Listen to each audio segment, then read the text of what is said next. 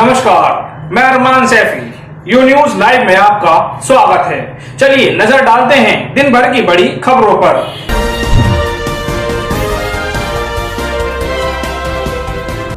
परिजनों से मिलने दो वरना मुझे भी जला दो। निर्भया को इंसाफ दिलाया, हाथरस की बिटिया को भी दिलाऊंगी।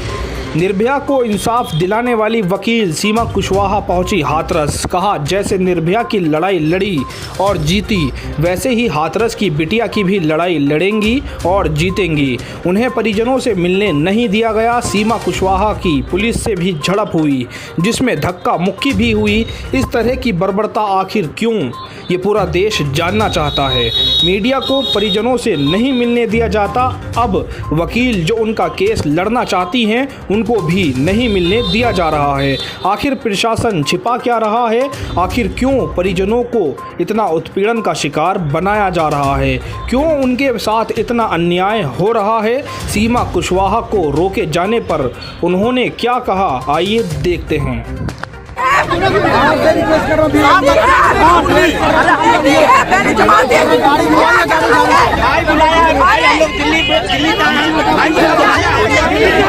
वैसे मेरी बॉडी को भी जलाइए आप लोग, क्योंकि आप लोग सिर्फ यही कर सकते हैं और कुछ नहीं कर सकते। आप मुझे ऑर्डर दिखाइए ना, नहीं तो मुझे जाने दीजिए। ऑर्डर दिखाइए।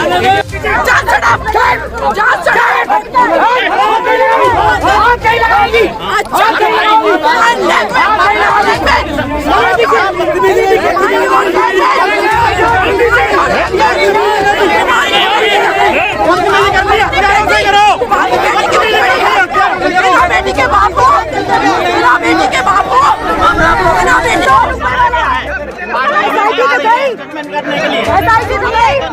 मेरी बेटी के भाई से बात हुई है, उन्होंने बुलाया है।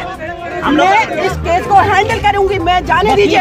और नहीं तो अपने उच्च अधिकारियों को बोलिए, जैसे मनीषा की डेड बॉडी को रात में पेट्रोल डाल के जलाया है ना, वैसे मेरी बॉडी को भी जलाइए आप लोग, क्योंकि आप लोग सिर्फ यही कर सकते हैं और कुछ नहीं कर सकते। आप मुझे ऑर्डर दिखाइए ना, नहीं तो मुझे जाने दीजिए। ऑर्डर दिखाइए।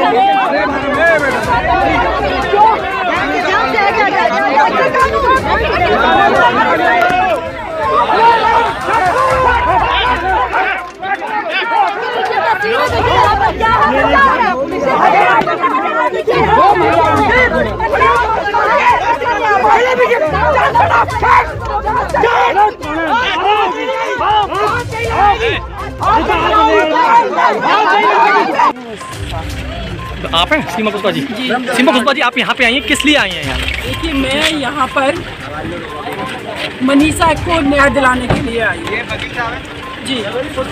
जिस बेटी के साथ इतनी दरिंदगी की गई, उस बेटी को जस्टिस दिलाने की जगह उसको पेट्रोल डाल करके फूंक दिया गया पुलिस के द्वारा।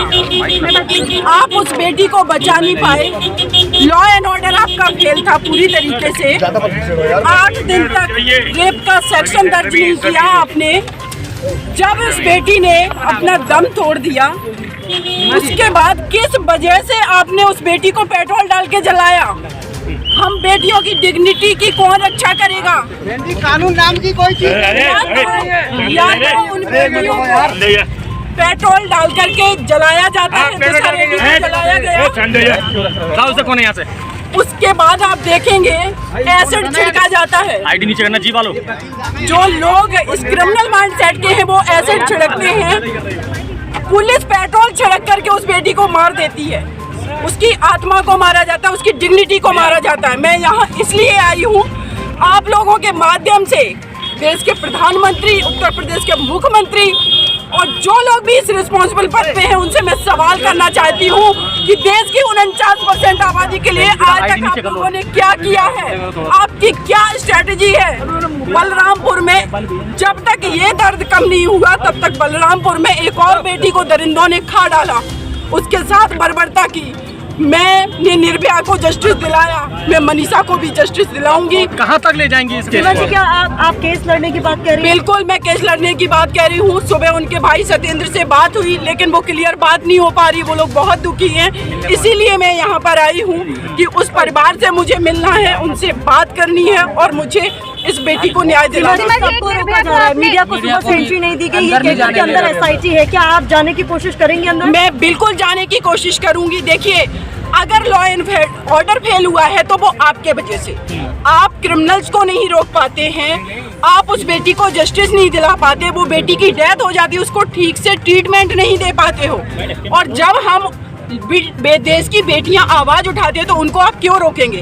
किसी से ये जवाब दीजिए, क्यों रोकेंगे? सीमा जी, इस मामले में पुलिस की कितनी गलती मानती हैं आप? पुलिस की कितनी गलती? हमारी जो CO है इस केस के इन्वेस्टिगेशन ऑफिसर, उनसे बात हुई है, SHO से मेरी बात हुई है और इस केस को मैं पहले से ही अपडेट ले रही थी, लगातार मेरी बात हो रही थी। जिस तरीके से इसमें CO जो खम सिंह है, उन्होंने मुझे बताया कि मैडम हमने इसलिए अभी 376 एक्शन नहीं लगाया क्योंकि बेटी स्टेटमेंट नहीं दे पाई।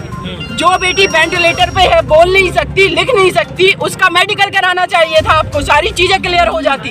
और आपने क्या किया, फॉरेंसिक टेस्ट के लिए भेज दिया। एक इस देश के अंदर फॉरेंसिक लैब कितनी है, 2-2, 3-3 महीनों में रिपोर्ट आती है, तब तक इस देश की बेटियां क्या इसी तरीके से मरती रहेंगी? ये सवाल है। इस बात पर भी सवाल उठेगा सीमा जी, जिस तरीके से उसका अंतिम संस्कार किया गया, मानवता का अंतिम संस्कार कहा जा रहा है। बिल्कुल हिंदू कहा रीति जा रहा है। रिवाज में कहीं पर भी ऐसा नहीं होता कि रात के वक्त और आप इस तरीके से जल्दबाजी में अंतिम संस्कार कर देते हैं। बिल्कुल। और देखिए, मैं तो आप लोगों को बताऊंगी कि हमारे देश के अंदर कोई भी व्यक्ति रिस्पॉन्सिबल पद पे है वो हमारे देश की बेटियों के लिए संवेदनशील नहीं है, क्योंकि अभी तक क्यों नहीं हमारे देश में कभी भी ऐसे कानूनी स्ट्रॉन्ग बने या फिर ऐसी कोई स्ट्रेटजी बना करके काम क्यों नहीं किया गया। ये आज सिर्फ मनीषा की बात नहीं है, पूरे देश की बेटियों की आइडेंटिटी की बात है। आप यहाँ पत्रकार हैं, मैं एडवोकेट हूँ, डॉक्टर, इंजीनियर, किसी भी प्रोफेशन की कोई महिला ये आज दावे के साथ नहीं कह सकती कि हम 21वीं सेंचुरी में अपने भारत में। मेरे साथ बस इतना ही। देश और दुनिया की हर बड़ी खबर जानने के लिए देखते रहिए यू न्यूज लाइव, जो आपको रखे सबसे आगे। हर खबर सबसे पहले जानने के लिए चैनल को सब्सक्राइब करें, बेल आइकन दबाना ना भूलें और जानें सबसे पहले हर खबर, सटीक खबर।